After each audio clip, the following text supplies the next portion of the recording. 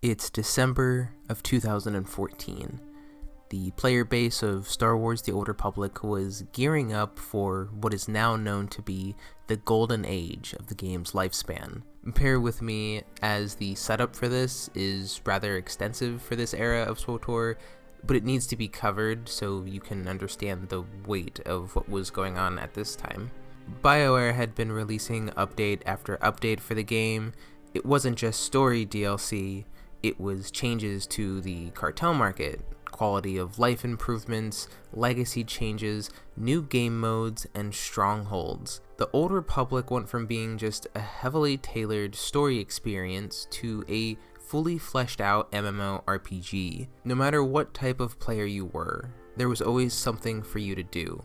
The PvE community had been given 4 operations in the last 18 months, and the PvP community saw ranked arenas kick off. No, get on the 35k Marauder first.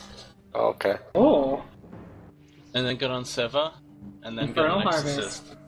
And then we'll just go up to Project Alice and we'll just use our first attack. We'll just spam our first attack on her.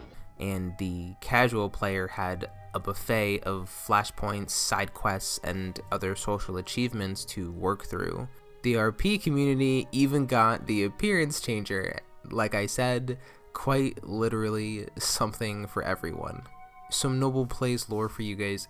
Right around this time, my guild, the Unmasked Rebellion at that time, had been on a surge of recruiting players. I was the PvP officer, so most of the time was spent in war zones grinding tokens. There was something to do every single day. It was a great time for me and one of my favorites in my gaming history. Anyway, the game was buzzing with activity. The fleets were full and the planets were crawling with Republic and Imperial players, completing their class stories or trying to avoid me on my operative, waiting to gank them as soon as they left the spaceport. The main reason why everyone was trying to catch up to level at this time was we were just days away from early access of the second major expansion in the Old Republic, the Shadow of Revan. Revan has forged an army with a single purpose: to change the galaxy forever. Bioware had been cooking leading up to the release of 3.0. Between Rise of the Hutt Cartel and Shadow of Revan, the developers had been preparing us for what is honestly the game's current state, and looking back on that is kind of insane now that I think about it. The story setting prior to 3.0 was ominous. The Republic and Empire were still fighting each other, whether it was control over Isotope 5 in 2.0 or Zerka's operation in 2.3. The factions were indeed fighting each other, but there were distractions. The distractions would become more evident in the prelude questline players were given prior to the 3.0 launch. The Forged Alliance's questline set up both the Republic and Empire.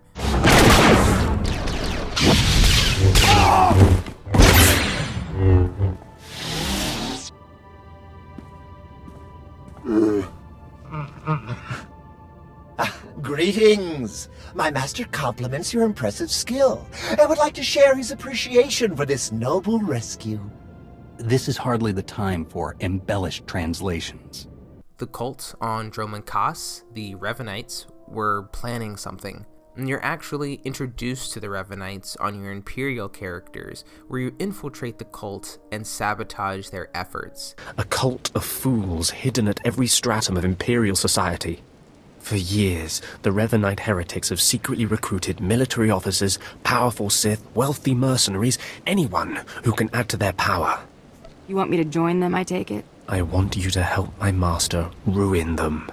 Instead of following the Emperor and his Dark Council, the Revanites follow a long-dead Sith Lord, tainted by Jedi ways.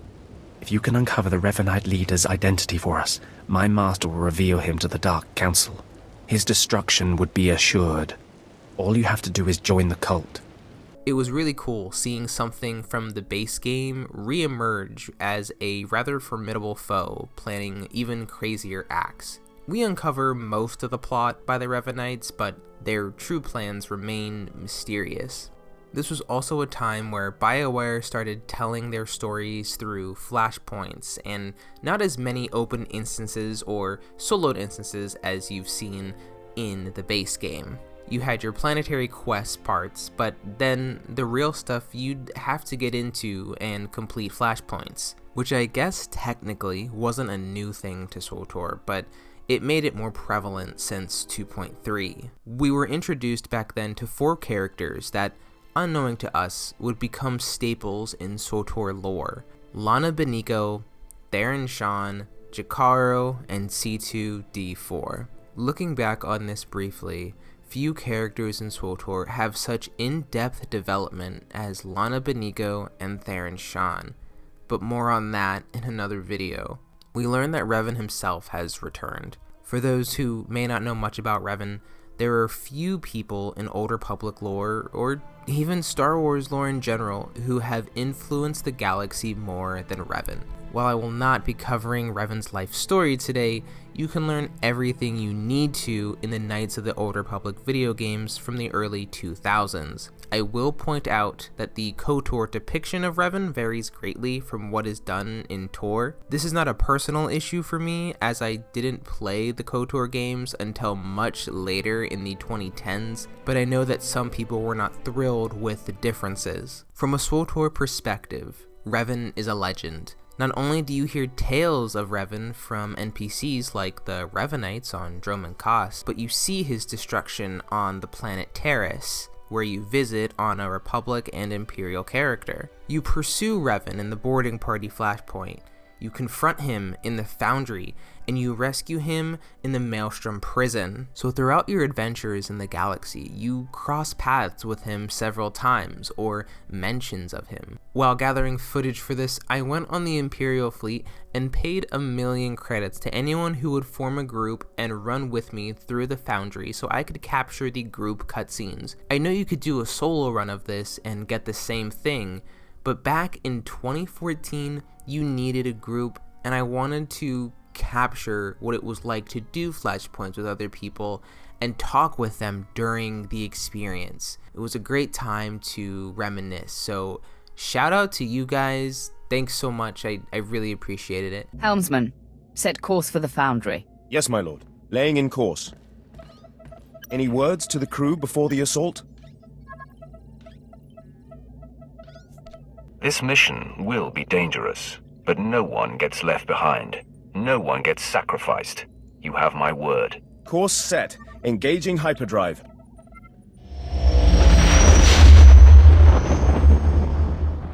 Anyway, Revan is a beloved character by pretty much all Star Wars fans, so an expansion dedicated to him was really a home run from Bioware at the time. The amount of new faces and iconic legends that came together in this expansion was honestly something else. You may know Shae Vizla as Mandalore in the current storyline for the game, but back then, Shae Vizla was the most badass Mandalorian in the entire game. The Deceived cinematic trailer is a staple for many reasons, but my personal reason was Shae. It was this trailer, along with the Explorer's Guide, that made me choose the Bounty Hunter as my first class to play. Shae cannot be found in the base game, and she was very much a welcome surprise for the community to have her added to the game as a character. You couldn't even get her armor set until much later. Little did we know how much more we'd see of her in the later years. Shadow of Revan was jam-packed with content on release. The usual level cap increase from 55 to 60, we got 2 new planets in Rishi, a tropical pirate-infested planet on the edge of the galaxy, and Yavin 4, which I'd say needs no introduction. The Massassi warriors being added to this game was a really cool thing to me. I used to watch the Galactic History on SWTOR.com and always wanted to see them in the game at some point. We also got 2 new operations in Ravagers and Temple of Sacrifice, and 4 hard mode flashpoint variants from existing content. A major selling point for many players was the brief continuation of the class story. If you didn't know, the game has 8 unique class stories, 4 for each faction. It's the base game from levels 1 to 50, and even in 2026, as I write this, those class stories define the game. I would honestly say that it's the best 8 storylines in any MMORPG to date. This isn't me being biased either. Bioware took so much time to craft these stories and give players the ungodly amount of agency to impact their story. If you wanted to be a dark side Jedi, you could, and it affected various missions and even romantic options for your companions. Let me leave Tython and prepare the galaxy for your ascendance. I will deliver the gifts you need to reclaim your destiny. Give me the things I'll need to defeat my enemies, and you can live. My first gift lies inside the Forge, where Force users created their lightsabers millennia ago. Anyone who has played this game probably has a very emotional attachment to their first 8 characters because of the detail by Bioware. So the chance to go back and add to those class stories was a much welcomed addition. While this was indeed where the golden age of SWTOR really took off, it did start doing things that today's game still suffers from. 3.0 was the first major change to our skill trees in that they just removed it from the game. If you watched my retrospective of 2.0, I said that my favorite skill tree was the base/2.0 skill tree. It gave players agency to make wacky builds and still make them semi-viable for some harder activities. It really was a play your own way type of system. If you wanted to be half on the healing tree and half on the DPS tree, you could do that. It was definitely for memes, but you know, the option was there. The 3.0 skill trees started to not so subtly remove skills by either literally removing them from the game or combining them with another skill that would need certain parameters to activate. A great example of this is one of my favorite abilities of all time, Hidden Strike on the Operative. It was a menace in PvP, and it had this really cool knockdown animation that was removed from happening to real players, but still shows up on NPCs if you get behind them. This ability pruning was immediately called out by the community. I remember talking to my guildies about the changes they made to each class, and those conversations never ended well. Anyway, this was called Disciplines. In a developer blog post on SWTOR.com, the devs would say goodbye to skill trees and claim that the reason they were doing this was to get rid of uneven power gains and crazy town rotations. Translation, you guys were having unsanctioned fun. Not on my HoloNet. I will post the link to the blog post below if you want to relive feelings of rage like I did. But like I said, this was the start of the ability and feature removal from the game, but it was overshadowed by really all of the great things that were added to the game at this time. Rishi and Yavin were one of the last fully fleshed out planet designs to be added to SWTOR. If you think about more recent additions like Odessen, Zyos, and Darvanis, those planets feel like more of a shell of themselves to tell a story and less like a planet to be visited and explored and, to spend time in. Rishi was a very well designed planet. There are tons of hidden spots and depth. It seems like it really was the last place where you could go and think to yourself, I'm in an MMO with depth. Yavin did, unfortunately, have a more shell vibe to it, but I think it had a little more than the other planets I had mentioned that were added later in the game. We got changes to crafting, and this was when slicing was basically a cheat code for credits. There was a really cool slicing route on Yavin where I would spend about 3 hours a day on. The yield was insane,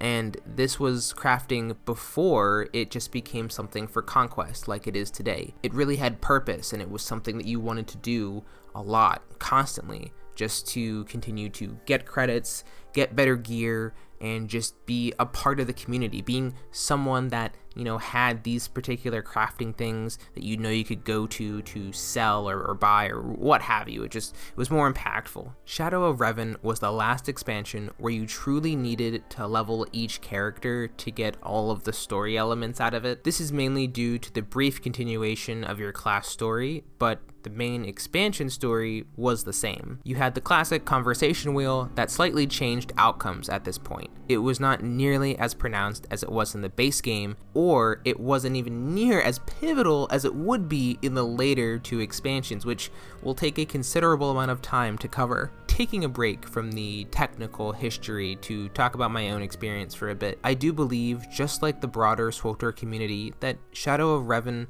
was where the game peaked from a content perspective. It didn't just have story. It had other tangible activities with tons of replay value. This whole game has replay value. That's why I still play 15 years later. Despite 3.0's existence marking a huge change for the game's future, it was an update where all players seemingly came together. Everyone loved Revan, and while the pirate gear in this expansion was not my favorite, it made for a lot of great memories. I went over to a buddy's house who I had just recently learned played SWTOR. He invited me over to hang out for the launch of 3.0. It was one of the first times where I felt like my real life had connected to the life I had built for myself in SWTOR. If you ever have been blessed to have a friendship like this, then you know how big of a deal this was for a 16-year-old with few IRL friends and a love for Star Wars. James helped me build my first PC, and its maiden voyage was for the Shadow of Revan. I will always look back on 3.0 fondly because of this. I didn't just have to play with terrible graphics and 20 FPS anymore.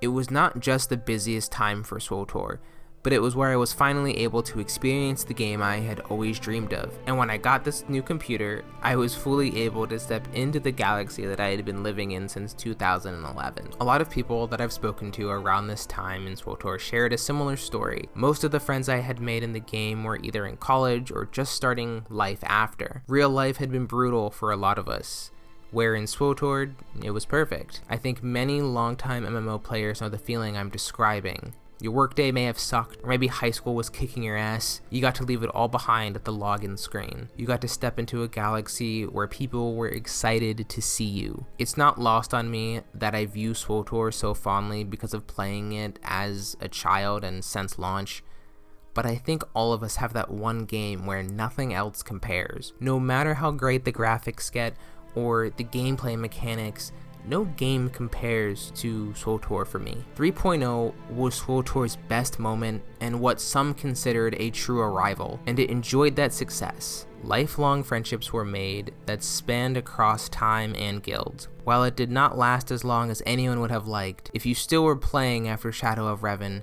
you're more than likely a lifetime SWTOR player, because it only gets more complicated from here. Thank you guys so much for spending the time with me to talk about the Shadow of Revan.